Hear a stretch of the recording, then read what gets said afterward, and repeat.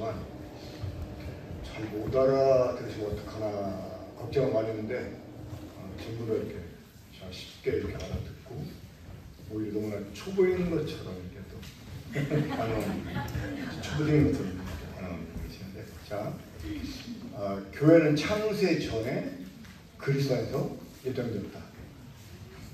자, 이게 사실 간단한 말이 아님을 이제 여러분 이해하셨을 겁니다. 그렇죠? 원래 그리스도는 인간이 범죄하고 타락해서 구원이 필요해서 하나님이 아들을 보내실 때 갖게 하신 직분이었는데, 창세전에 그리스도가 등장한다. 그러니까 하나님의 하나님 아들 그리스도 보내실 것을 그것도 계획하셨다는 얘기죠. 그렇죠? 그리고 또 인간이 실패했지만 하나님의 계획을 포기치 않고 그리스도 안에서 교회를 계획했다고. 교회는 실패 속에 시작이 된다. 무엇으로? 용서로 시작이 됐다고. 근데 그 용서는 그냥 되어진 게 아니죠. 그렇죠? 하나님의 자기 희생이 없이는 용서가 있을 수가 없습니다. 그러니까 용서는 자기 희생의 열매다라고 말할 수가 있습니다. 우리가 다른 사람 용서하려면 그만큼 자신 희생이 필요한 것입니다. 자, 오늘 두 번째 시간, 교회는 그의 몸이니 대해서 좀 말씀드리겠습니다. 자, 여기서 말하는 그는 그리스도를 가리키죠. 우리가 흔히 교회를 그리스도의 몸이라고 표현하는데, 자, 그럼 이 그리스도가 누구냐? 자, 이 그리스도가 누구십니까? 원래 하나님의 아들이시다라고 말하는데, 자, 이 하나님의 아들이라고 하는 것이 여러분 뭐입니까? 자, 원래 아들은 어떤 존재입니까? 아버지에게서 태어난 분이 아들입니다. 그렇죠? 그러면 우리 주님은 독립적으로, 그러니까 아버지에게 독립적으로 존재하시기 전에는 어디에 계셨을까요? 아버지 품 안에 계셨습니다. 그럼 요한복음 1장 18절 말씀 보겠습니다. 요한복음 1장 18절입니다. 함께 읽어보도록 하겠습니다. 자, 1장 18절, 자, 시작. 본래 하나님을 본 사람이 없으되 아버지 품속에 있는 독생하신 하나님이 나타나십니다. 자, 우리 주님은 아버지에게서 나와서 독립적으로 존재하시기 전에 이미 아버지 안에 존재하고 계셨다는 거예요. 오늘 제가 서울에, 제가 사는 곳이 군포잖아요. 서울시청까지 나가려면 한 40분 정도 전철을 타야 됩니다. 근데 제가 이제 서울에서 볼 일이 있어가지고 저녁에 집에 돌아오는데, 지금은 이제 카드 같은 걸 대면 문이 열리는데, 옛날에는 길다란 종이로 된 표가 있었어요. 그거를 집어넣으면, 탈 때 집어넣으면 쏙 나옵니다. 그럼 그걸 이제 갖고 내릴 때 집어넣으면 이렇게 회수를 해요. 근데 제가 서울시청역에서 타가지고 그걸 빼와야 되는데 깜빡 그냥 통과한 거예요. 나가려고 이렇게 표를 찾는데 표가 없는 거예요. 근데 이제 이 전철이 도착을 하면 영무원들이 그때 나와서 지켰습니다. 지금은 이제 뭐 지키지도 않는데 그때 나와 지켰어요. 무임승차하는 사람이 있나 없나. 그리고 이제 어느 정도 나가면 거기 들어가요. 그때 이제 제가 나가려고 좀 기다리고 있었어요. 근데 한 5명 젊은 사람들이 모여가지고 자기들끼리 얘기하는데 뭐 형제, 자매 이렇게 찾고 그러더라고. 그래서 이 사람들도 내가 모르는 어떤 그런 혹시 구원받은 형제들, 자매들인가 하고 이제 물어봤어요. 혹시 어느 모임에 계십니까? 하니까 여호와주님이래. 그 내가 막 제스처를 막 크게 하면서, 예? 여호와 증인이시라고요? 하나님 보셨습니까? 물어봤어요. 이제 그 사람들이 갑자기 기습을 당한 거죠. 원래 증인은 목격자인데 하나님 보셨습니까? 물어보니까 뭐 이사야 뭐 42장 뭐 너희 나의 뭐 증인, 그건 원래 유대인들이 하신 말씀 아니에요? 그러면 거기는 예수님을 하나님이 만드신 하나님으로 믿는다면서요? 물어봤어요. 그렇대요. 혹시 아들 있습니까? 있대요. 몇 살입니까? 7살이에요. 그럼 걔를 선생님이 낳았습니까? 만들었습니까? 물어봤어요. 자, 여러분, 아들을 부모가 만들어야 나와요. 무식한 사람들은 막 만들었다고 말하잖아요. 그렇죠? 근데 만드는 게 아니지. 낳은 거지. 자, 낳았다는 말은 무슨 의미입니까? 자기 속에 있는 것을 나오겠다는 말이에요. 그래야 돼요. 자, 봄마다 꽃이 만들어져요. 봄마다 꽃이 피어나요. 근데 그 꽃이 언제 만들어졌어요? 태초에 하나님이 꽃을 만들 때 그때 만들어졌어요. 그죠? 씨로 대를 이어서 봄에 피어나는 거예요. 자, 사람 언제 만들어졌어요? 하나님이 태초에 아담 만들 때 그때 우리 모두가 다 만들어져 있었어요. 근데 씨로 대를 이어서 지금 태어난 거예요. 그죠? 저 원래 시주에 보면 누가 우리를 낳았어? 자, 아이는 엄마가 나요, 아빠가 나요? 아이는 엄마가 나 아빠가 나요. 시주에 보면 아버지 날 낳으시고 어머니 날 기르시고. 우리 박영진 자매님 성씨가 뭐예요? 이씨. 왜 이씨가 낳는데 왜 박씨예요? 자, 저는 우리 아이들 어렸을 때 철저히 가르쳐가지고 우리 큰애 주인 주희야 너 어떻게 태어났지? 원래는요 아빠 몸속에 있었다가 엄마 뱃속에 들어갔다가 나왔어요.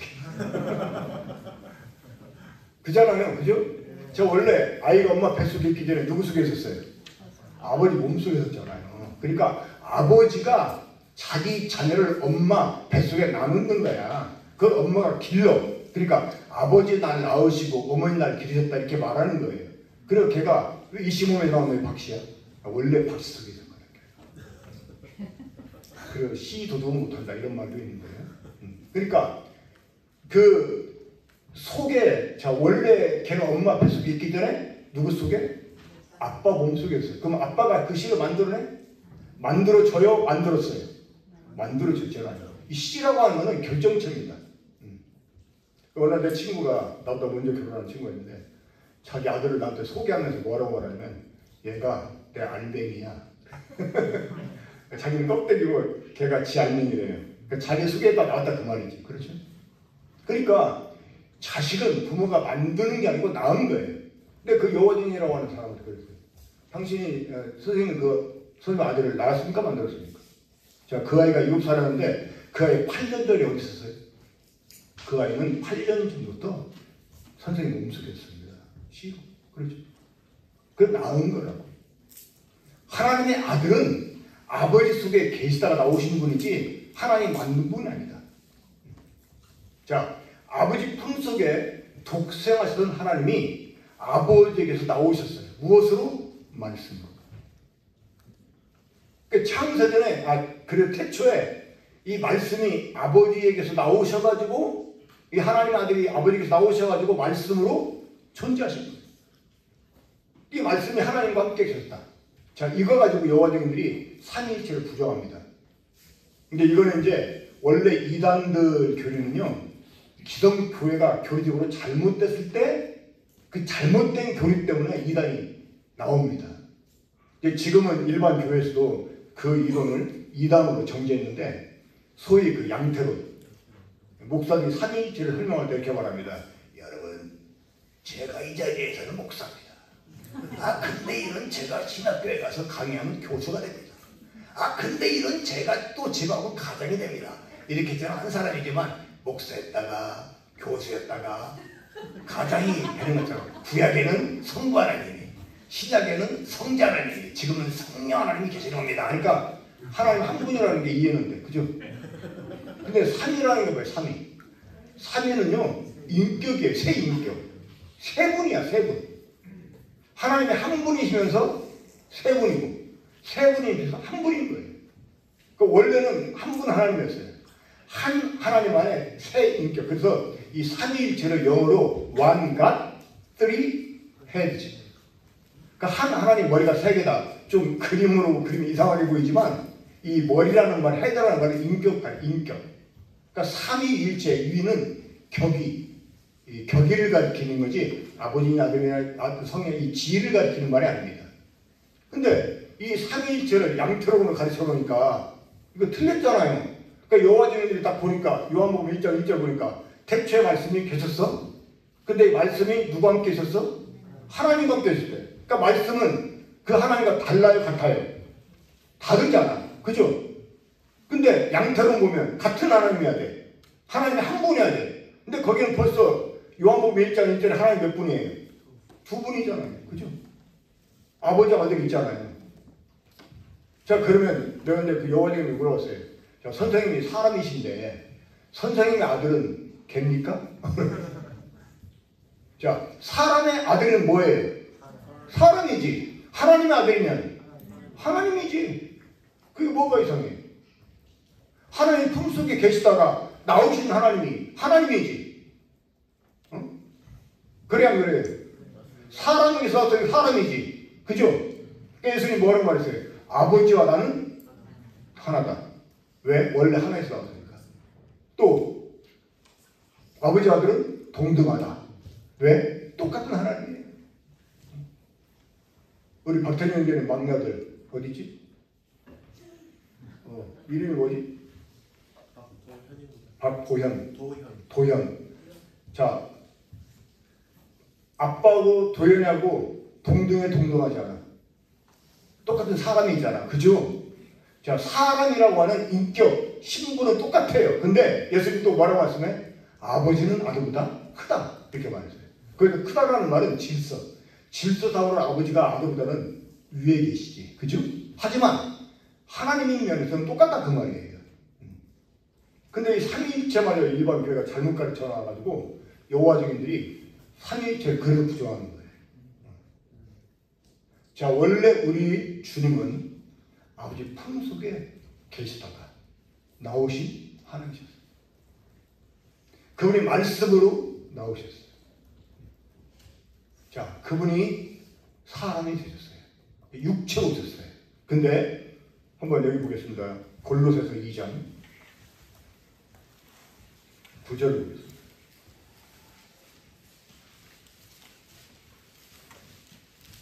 자, 비록 우리 그 주님, 이 하나님 아들이 이 사람, 곧 육신의 모양으로 이 땅에 오셨어도 그 안에 뭐가 충만히 계셨어요? 자, 함께 읽겠습니다. 시작. 그 안에는 신성의 모든 충만이 육체로 거하시오. 비록 우리 주님이 육체로 오셨지만 그 안에는 신성의 모든 충만이 거하고 있었다는 거예요. 곧 하나님의 모든 충만이 거하고 있었다는 거예요. 자, 이 주님을 빌립보서 2장 5절에서는 이렇게 말씀하고 있습니다. 6절입니다. 빌립보서 2장 6절은 이렇게 말씀해요. 함께 읽겠습니다. 시작. 그는 근본 하나님의 본체시나. 자, 여기까지 보겠습니다. 그는 근본, 하나님의 아들 예수 그리스도는 근본 뭐라고요? 하나님의 본체시다. 하나님의 본체시다. 자, 이게 굉장히 지금 중요한 표현입니다. 이 하나님의 본체라는 말은요, 하나님의 모든 것을 담고 계시다. 이런 말이에요. 그분이 비록 육체로 오셨지만 그 안에는 신성의 모든 충만이 거하고 있었어요. 저 지금 이 말씀 할 때부터 약간 표현들이 어려웠다는 듯한 표정을 짓는 분들이 지금 대여섯 분 눈에 띕니다. 좀 이제 복잡해지려고 하죠. 갑자기 뭐 신성의 충만 뭐 이런. 그러니까 자, 이 하나님의 아들은 하나님의 본체시대예요. 본체. 그럼 하나님 본체라는 말은 그 안에 하나님의 모든 것이 다 담겨져 있다는 거예요. 비록 그분이 사람의 아들로 오셨고 육체의 모형으로 오셨지만 그 안에 신성의 모든 충만이 가고 있었대요. 그런데 교회를 그런 분의 몸이다 라고 말하고 있다고. 자, 교회가 그리스도의 몸이라는 게 뭘 의미할까요? 단순히 모임을 가리킬까요?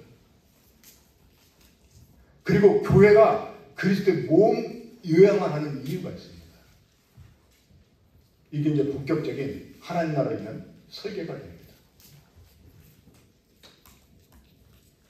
그러니까 자, 원래 이제 이 사람 만들 때 원래 이 하나님이 태초에 지으신 사람, 이 사람은 어떻게 보면 교회의 모형처럼 이렇게 지어집니다.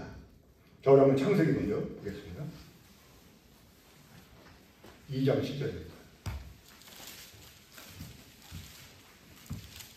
2장 7절 함께 읽어봐요. 시작. 여호와 하나님이 땅에 흙으로 사람을 지으시고 생기를 그 코에 불어넣으시니 사람이 생명이 되니라. 아까도 말씀드렸지만 이 생명이라는 말은 우리 그 한국 성경을 번역한 분들이 물론 이분들이 저보다 훨씬 뛰어난 분들인 것을 인정을 합니다. 이 분들처럼 제가 히브리어를 잘하고 헬라어를 잘하고 또 영어를 잘하고 그러지 못해요. 제가 훨씬. 근데 이 성경을 제대로 번역하려면 성경 자체를 알아야 돼요. 특히 우리말 성경 번역할 때 보면 그 용어들을 이렇게 쓸 때 보면 주의력이 상당히 떨어집니다. 자, 한 가지 물어볼게요. 진성한테 영이 있습니까 없습니까? 대답하지 마세요. 곤란해지니까. 대체적으로 영이 없다고 생각하잖아요. 그렇죠? 혼이 있다고 말하잖아요. 근데 성경은 그렇게 말하고 있죠. 전도 3장 22절 보면 사람의 우리말 성경은 혼이라고 되는데 사실은 영입니다. 영. 사람의 영은 위로 올라가고 짐승의 영은 아래로 내려간다고 기록되어 있어요. 근데 우리말은 혼으로 번역을 했어요.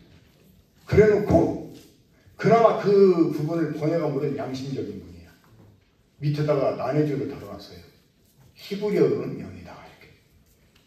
그러니까 영으로 번역하려니까 이해가 안 돼. 짐승한 덕이 있다고? 그러니까 이해가 안 되니까 혼으로 번역을 해놨어. 근데 이제 가책이 되니까 히브리어는 영이다 그랬어요. 여러분 우리 어떤 건 믿어야 돼요? 짐승한테 혼이 있다. 성경 어디 나옵니까? 물론 짐승도요 혼적 존재예요. 어떻게 보면 성경 용어대로 하면. 자, 그거를 제가 말씀드릴게요. 자, 여기서 이제 그 하나님이 땅에 흙으로 사람을 지으시고 생명의 이 생기가 뭐냐면 생명의 숨이에요. 생명의 숨. 그러니까 the blessed of life라고 되어 있어요. 그러니까 생명의 숨을 불어넣어 준 거예요. 그래서 사람이 살아있는 혼, living soul. 자, 다시 한번 따라해봐요. 아까 따라해봤는데 히브리어로 네페시하야. 다 같이 네페시하야. 다 같이 하세요. 네페시하야. 따라하면 따라 죽어도 안 따르는 사람도 있다고. 자존심이 있어요. 이런 데서 자존심 부릴 필요가 없어요. 자, 다시 한번 네페시하야. 그 네페시하야라는 말이 그 직역을 하면 살아있는 혼이라는 뜻입니다. 또 다른 말로 살아있는 존재라는 뜻이에요. 네페시라는 말이 혼, 숨, 존재 이걸 가리켜요. 그런데 자 1장 창세기 1장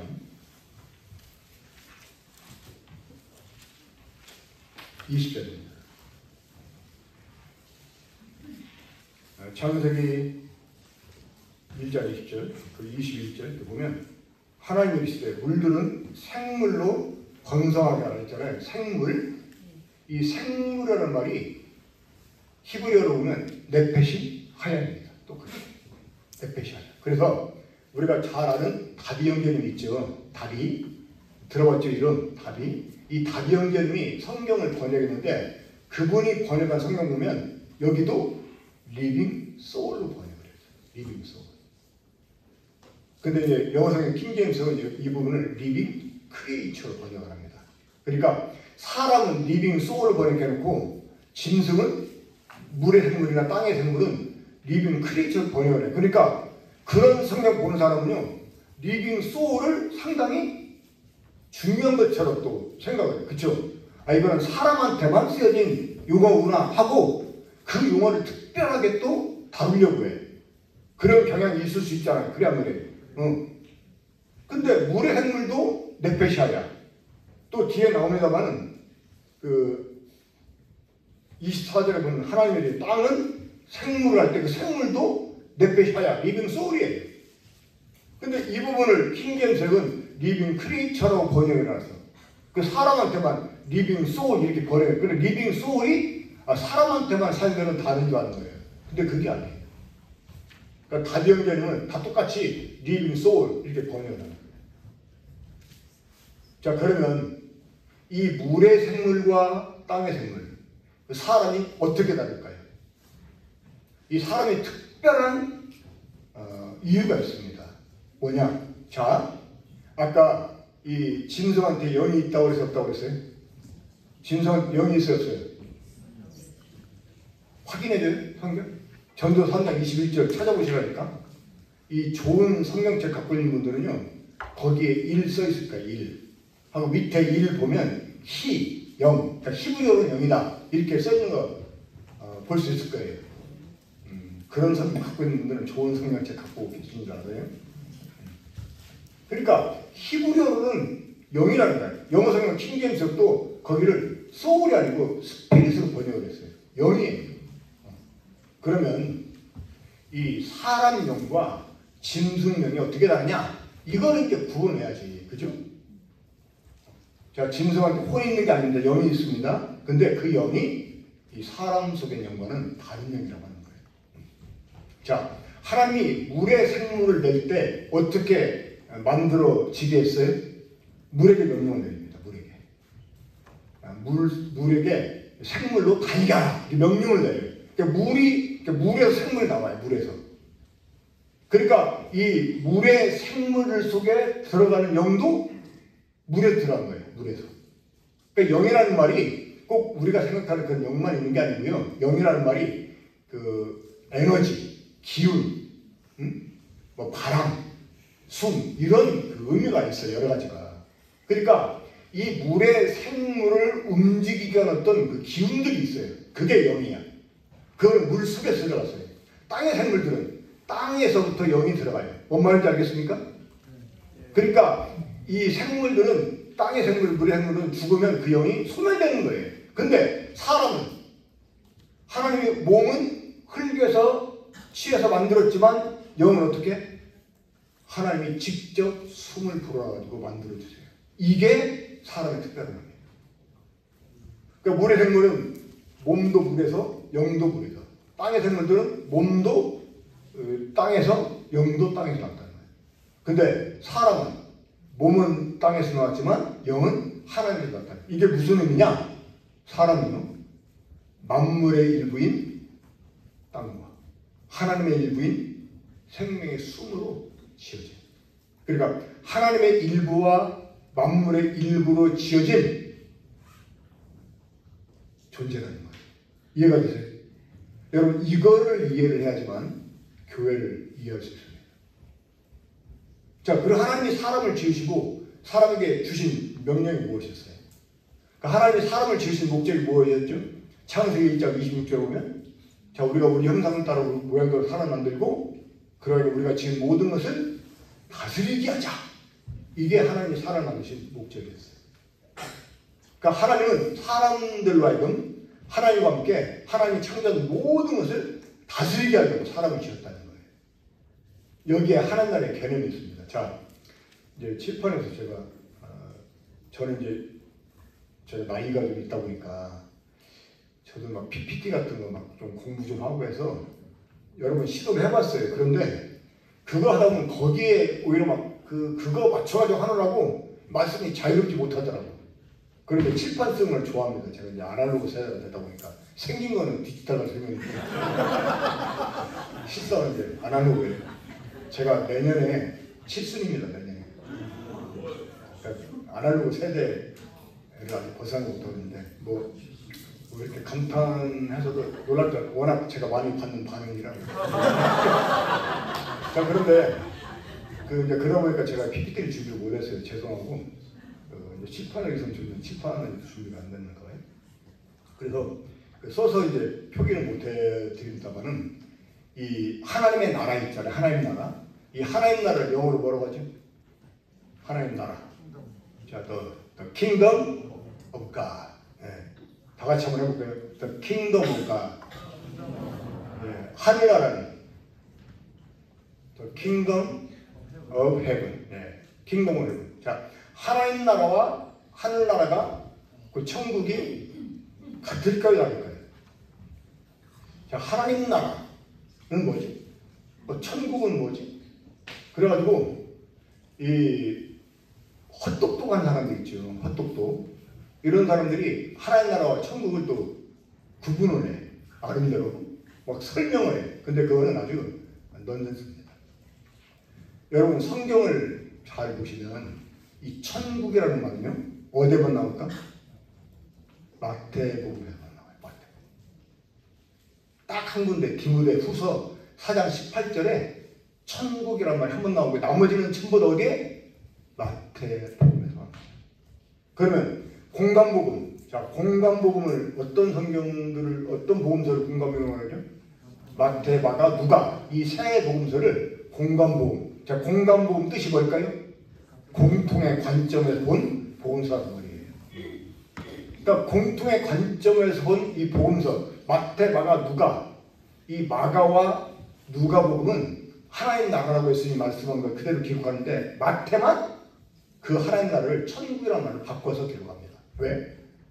이 마태복음 유대인들을 향한 복음서였거든요. 그래 유대인들의 정서를 고려해가지고 하나님이라는 표현보다는 하늘로 표현, 하늘.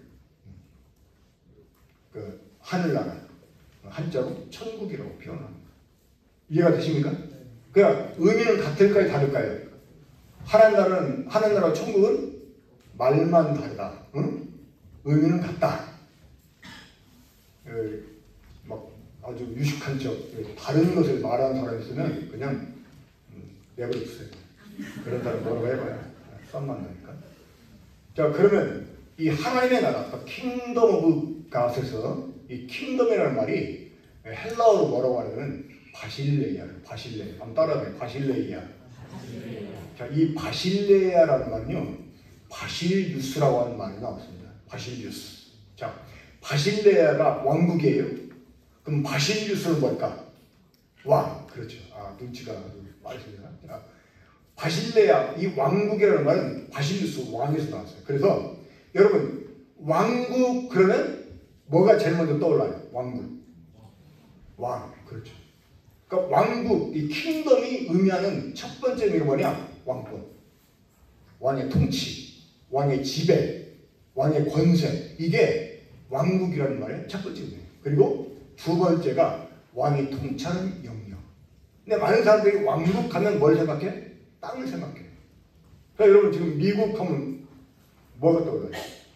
아마 미국 지도가 떠오르는 사람이 해보니까 미국 지도.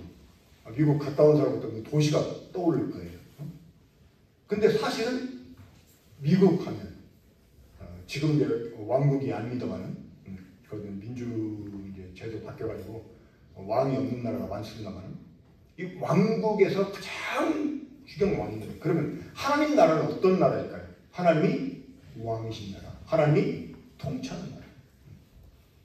이게 이제 하나님 왕국의 기본적인 의미입니다. 하나님 나라 어떤 나라냐? 하나님이 왕이신 나라, 하나님이 통치하는 나라. 근데 이 하나님이 사람을 지으시고 어떤 복을 명으로 주셨어요?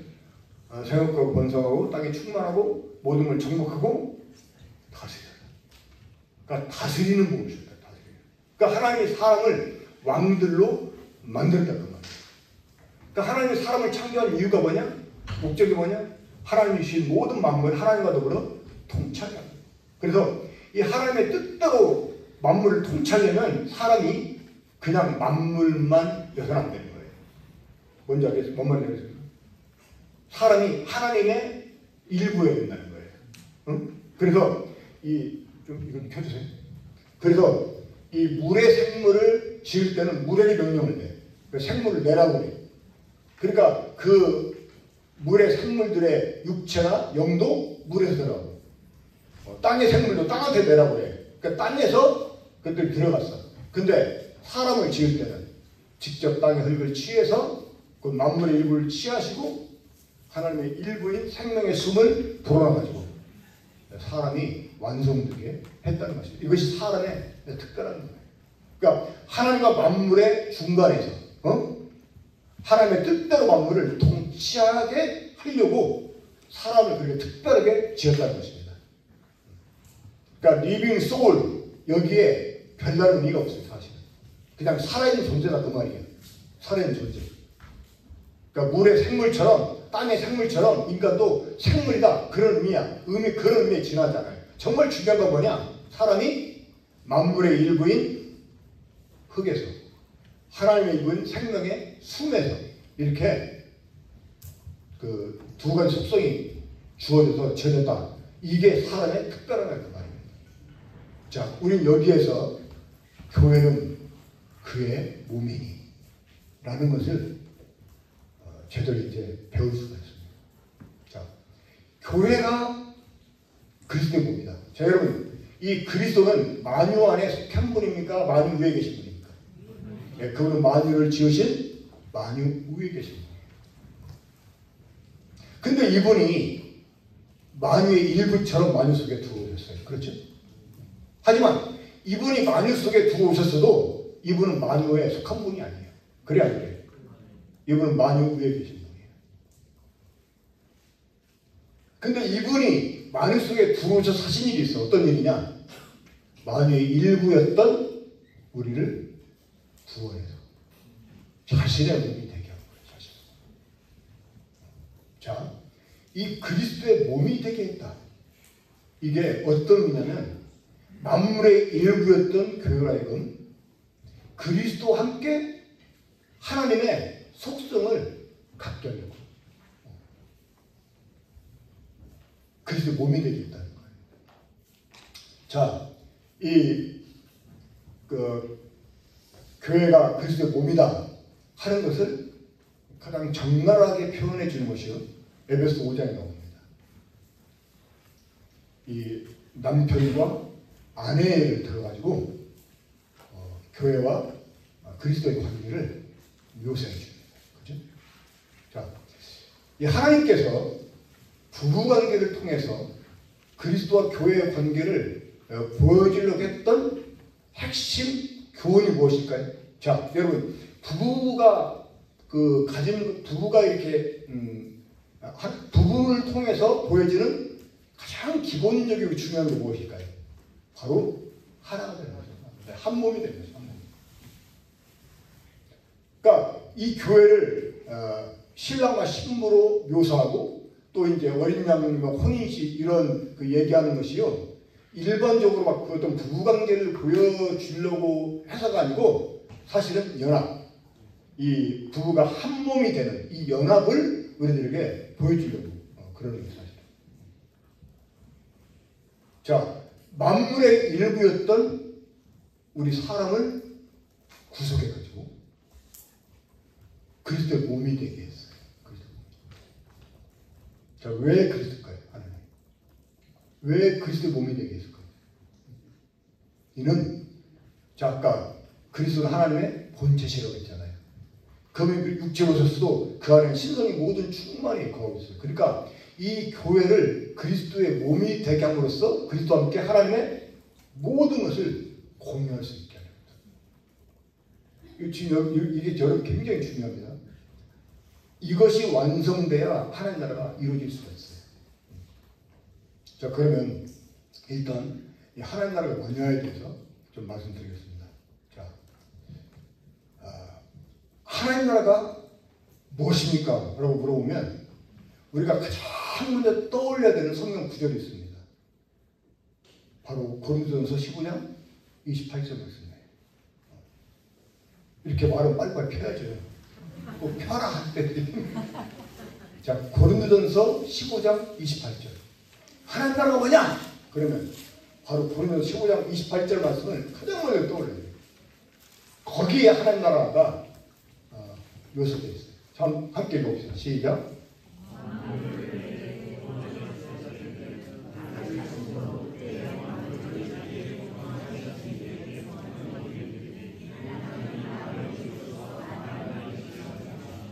하나님이 만유의 주로서 만유 안에 계시려 하십니다. 이게 지금 하나님 나라를 우리에게 아주 적나라하게 드러내 보여줍니다. 자, 이 부분을 영어 성경은 어떻게 번역했냐면, 자, 저를 보세요. 그러니까 만유의 주로서 만유에 계시라면, 이거는 사실 그 원어를 직역한 것보다는요 좀 의역을 한 거야. 일종의 해석을 해서 번역을 한 거예요. 근데 원래 원어를 보면, 영어 성경의 원어 그대로 번역됐는데 뭐냐면 all in all. 자, all in all. 다 같이 한번. all in all. 자, 여기서 뒤에 나오는 all in all은요. in all은 만물이에요. 만물. 만유. 그러니까 하나님이 만유 안에서 앞에 있는 all은 모든 것. 그러니까 하나님이 만유 안에 들어오셔서 모든 것이 되시는 나라. 이게 하나님 나라예요. 자, 하나님 나라 어떤 나라라고요?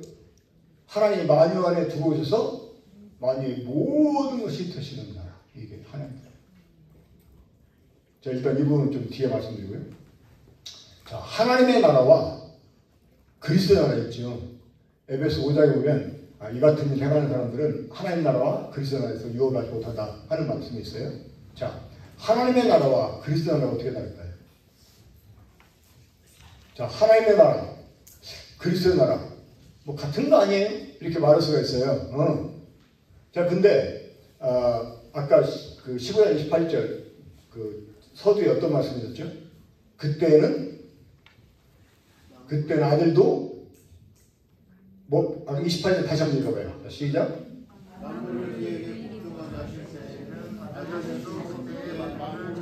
자, 아들도 누구한테 복종해요?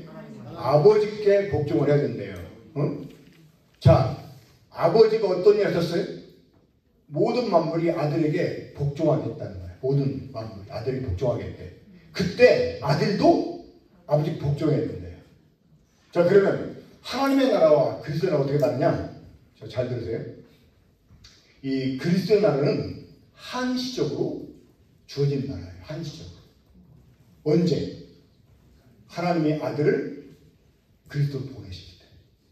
그때부터. 그리고 우리 주님이 초임하셨을 때부터 그리스도의 나라가 시작이 됩니다. 언제까지? 모든 만물이 주님 바라에 복종하게 될 때까지. 그때까지는 그리스도께서 어떤 일 하세요? 한 우편에서 왕노릇해. 그때까지는. 그러니까 그때까지가 그리스도의 나라예요.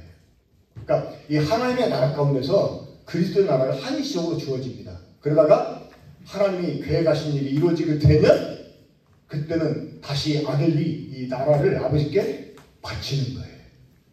그러니까 아버지께 복종해.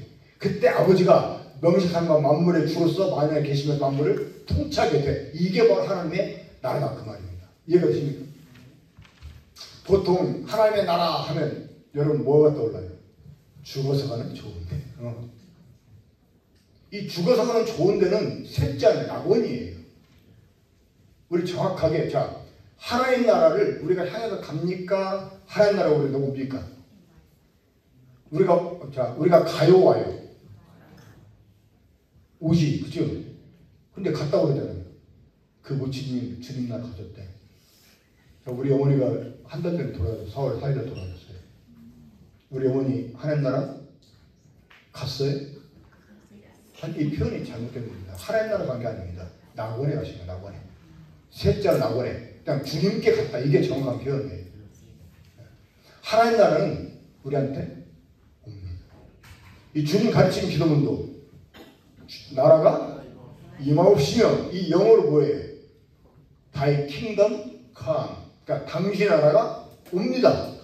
나라가 하나님 나라가 온다고 말하지. 자, 여러분 내세란 그 내자가 무슨 내자예요?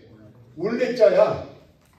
근데 너 죽은 다음에 내세 있다는 거 믿냐? 죽은 다음에 가는 거는 왕세지. 가왕자를 써야지. 그래서 왕래 할 때 갈 왕자, 올내자, 갈자를 써야지. 왕자를. 그죠? 가왕자. 왕세한 거지. 내세한 게 아니야. 내세는 오는 거예요. 그래 안 그래요? 맞아요, 틀려요. 그러니까 하나님 나라가 우리가 오는 거예요. 우리가 가는 게 아니에요. 그러니까 우리가 죽어서 가는 건 셋째 하늘입니다. 그것은 천국 하나님 나라가 아니고 낙원이야. 셋째는 낙원. 우리 정확히 합시다. 물론 저도 전도할 때는 천국 갈 수 있냐 이렇게 물어봐요. 죽으면 천국 갈 수 있냐 이렇게 물어보는데 사실 이제 그거는 표현상 정확한 표현 안 하십니다. 하나님 나라가 뭐냐? 하나님 나라는 하나님이 왕으로 통치하는 거예요. 그러면 지금 하나님이 나를 통치하신다. 그럼 나한테 하나님 나라가 임했다. 이렇게 말할 수는 있죠. 그죠? 내가 하나님 통치 속에 들었다. 내가 하나님 나라에 들어왔다. 이 말은 맞아요. 근데 성경에서 말씀하는 하나님 나라가 지금 완전히 온 건 아닙니다. 지금. 자, 우리 누가복음 17장 20절 20절 보겠습니다. 이 성경 구절 가운데서 가장 많이 오해받는 구절이 이 누가복음 10절 20절 21절 말씀이에요. 자, 한번 거기 몇 명의 바리새인들이 예수님 둘러싸고 물어봅니다. 하나님 나라가 어느 때에 임하나이까? 예수님 뭐라고 대답했어요? 하나님 나라는 여기 있다 저기 있다도 못하리니 하나님 나라는 너희 안에 있느니라. 자, 너희 안에 있다. 어디 안에 있다는 거예요? 대답하지 마세요. 또 곤란해지니까. 하나님 나라 너희 안에 있다 그러니까 너희를 성경으로는 자기로 생각해. 그래가지고 하나님 나라가 지금 내 안에 있다. 내 마음에 있다. 이렇게 생각해. 그렇게 생각했죠.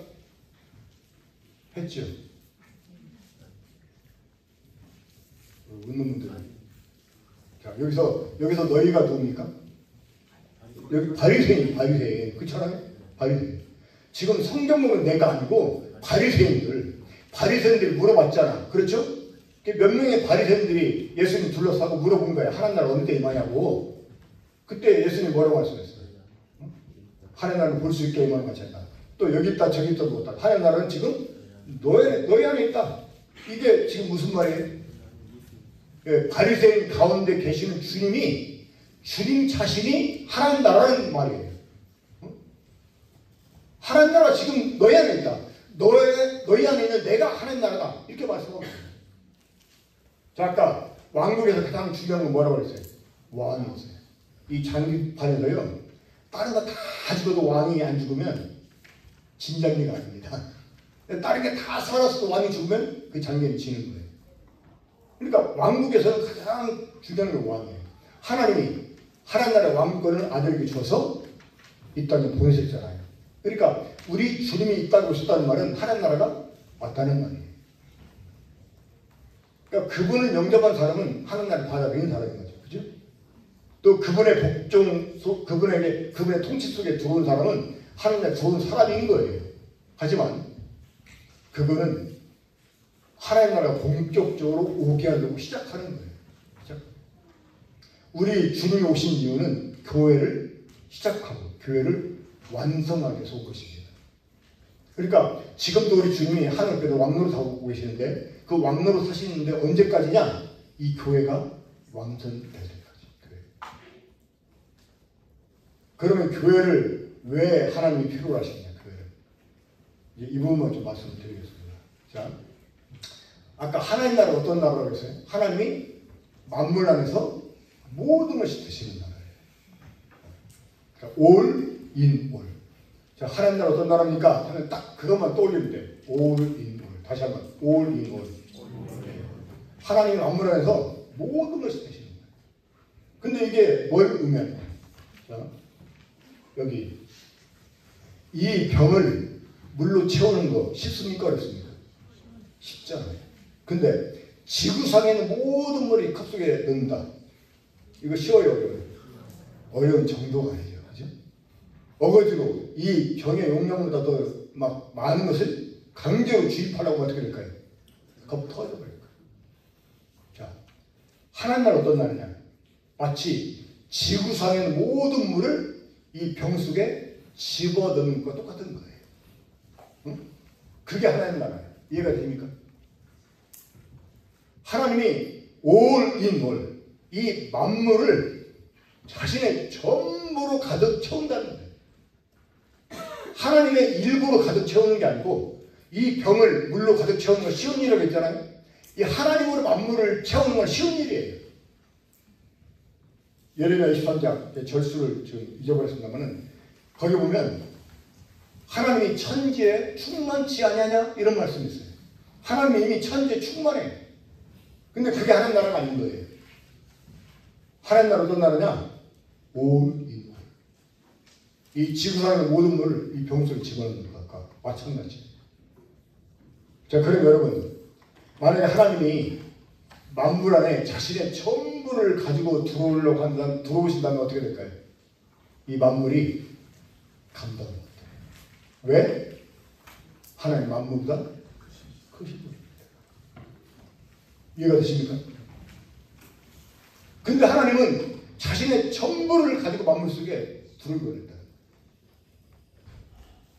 그리고 만물을 가지고 자신의 전부를 누리게 해주고 싶었다. 제가 이 사실을 깨닫고 하나님이 얼마나 후하신 분인 줄 알았어요. 비록 만물이 자신이 지은 피조물에 지나갔지만 하나님은 그 피조물들에게 자신의 전부를 줘서 누리게 하고 그랬어요. 근데 이걸 만물이 감당하지 못하잖아요. 왜? 만물이 하나님 만물과 크신 분이기 때문에. 자, 하나님이 얼마나 크신 분인지 제가 설명을 드릴 테니까 여러분들이 그림 한번 그려보세요. 그림. 그 이사야 66장 2절인가? 이제인가? 거기 보면 하늘은 하나님의 보좌요. 땅은 그의 발등상이다. 이 표현 보신 적 있지? 하늘은 하나님의 보좌고 땅은 그의 발등상이래요. 그러니까 지금 이 지구는 하나님의 발이 얹혀져 있는 거야. 그리고 하나님의 엉덩이는 하늘에 지금 걸쳐 있는 거예요. 자, 여러분 지금 의자 보세요. 여러분 지금 엉덩이가 닿고 있는 분이 세 번째 하늘이야. 바닥이 지금 지구야. 자, 우주과학자들이요, 이 우주 공간의 끝을 아직도 모른대요. 이 우주가 계속 팽창해가지고, 팽창해서 벌어지고 있기 때문에 이 우주의 끝을 아직 못한다는 거예요. 근데 하나님의 엉덩이가 하늘에 딱 걸쳐 있고, 하나님의 머리는 어디 있을까? 상상이 안 가지. 하늘이 하나님의 보좌예요. 땅이 그의 발등상이다. 그러니까 이 셋장과 땅의 거리는 하나님 종아리 장단지 거리야. 장단지. 뭔 말인지 이해가 되세요? 좀 표현이 그렇습니다만은 예를 들자면 그렇다는 거예요. 그럼 하나님의 머리는 어디 있겠냐는 거예요. 그래서 솔로몬이 성전을 지어 하나님께 봉헌할 때 뭐라고 말했다고? 하늘들의 하늘을 하나님을 감당하지 못하겠거든. 자신의 손으로 지은 이 전에 하나님이 계실 수 있겠냐는 거예요. 그냥 하나님의 이름만 두라고 그가 고백을 해요. 그러니까 하나님은 만물보다 크신 분이기 때문에 이 만물 속에 자신의 전부를 가지고 두를 수가 없어요. 근데 하나님은 그렇게 하기 원했다는 거예요. 그렇게 하기 원했다. 그럼 어떻게 해야 될까요? 하나님과 만물을 이어줄 중재 도구가 필요했어요. 하나님과 만물을 이어줄 중재 도구가 필요했다는 거예요. 하나님이 그것을 계획하신 거예요. 그게 뭐다? 교회를. 그러려면 교회는 만물의 일부여야 돼. 왜? 그래야 만물이 교회를 감당할 수 있잖아요. 그렇죠? 만약에 그리스도가 만물 속에 들어와도 그게 안 돼요. 왜?